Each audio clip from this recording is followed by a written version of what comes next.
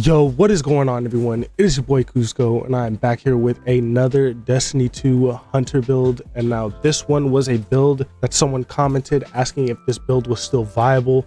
Now I switched it up, I changed it a little bit. However, we are still running Knife Trick to obviously have an infinite volley of blades. Along with Knife Trick, we are pairing it with a couple of mods along with Assassin's Cowl for the invisibility and healing. Now, if you are doing lost sectors, invisibility and healing is huge for your hunters.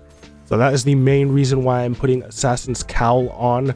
The mods that I am running make this build what it is. And trust me, you are going to have to run these mods if you want this build to do what it is doing.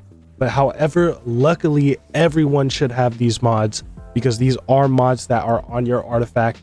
And these are all mods that I have acquired very easily in the past week of playing. So I am sure if you have been playing Destiny 2 for a while, you will have these mods, so you don't have to worry about that. Starting off with our class item, we are using Thermoclastic Strike along with Withering Heat.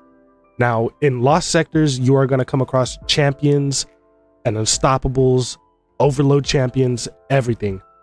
Now, with that being said, the fact that you are running Withering Heat along with Thermoclastic Strike makes it to where taking these champions down with your infinite throwing knife trick is so easy and can be done to get you in your invisibility back. It can get you your healing.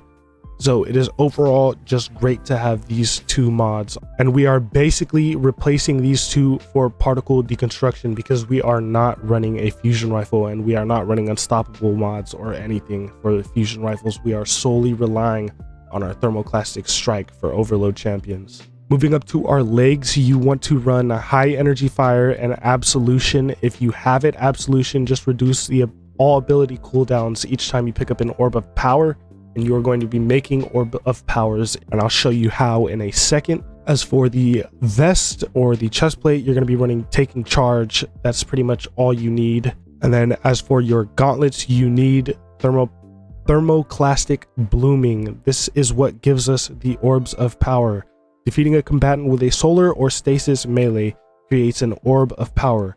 This is huge. You need these orbs of power just in case you don't have your knife trick up in time, because you do need to stack knife trick. It doesn't just automatically come back off of your first kill. You have to get 3 or more kills in order to see that ×3 and have that time increase. So having this is huge. Along with that, we are running anti-barrier auto rifle rounds just because we need that. We don't have anything else for anti-barrier, so we'll just plop an auto rifle on. And then Well of Life. Picking up a solar elemental well grants increased regeneration for a short time. This is just another ability based mod that you are going to want to put on. And then last but not least, the helmet. You are going to want to run Melee Wellmaker. This is huge again. Powered melee combatant final blows spawn elemental wells matching your subclass energy. And we are using solar, so you are going to get back your grenades and everything. And then a discipline mod to finish it off. Of course, the discipline mod, the strength mods, you can change that up based off of how you like your stats. Other than that, weapons wise, you want to be running tractor cannon so that you can blind all of these higher tier enemies. When you have groups of enemies, there's not much you can do as a hunter in Blade Barrage.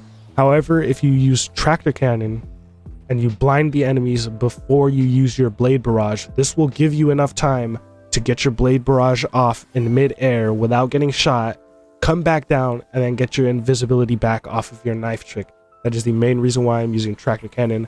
It is just what worked best for me in this build, and I recommend you try it out. For your secondary, I recommend running a shotgun. Depending on what burn it is in the lost sector, run a shotgun compatible with that burn. And then of course you need your auto rifle for those anti-barrier champions. This is what my Wayfinder's compass is looking like if you wanted to spec into exactly what I have. So this was what I found to be literally the best exotic for this build. For late game, if you're trying to do anything, this is great.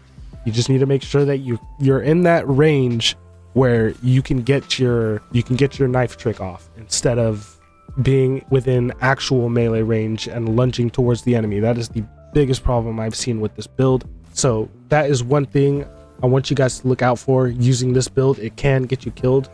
However, once you get that ×3 stack, this build is literally disgusting. You guys need to try it out. With that being said, thank you all for tuning in and watching this video. I hope you all have a great day. Make sure you all appreciate everything and everyone you have around you. Next build video is most likely going to be a Titan or Warlock build, so be looking forward to that. Once again, thank you all and enjoy the rest of the gameplay.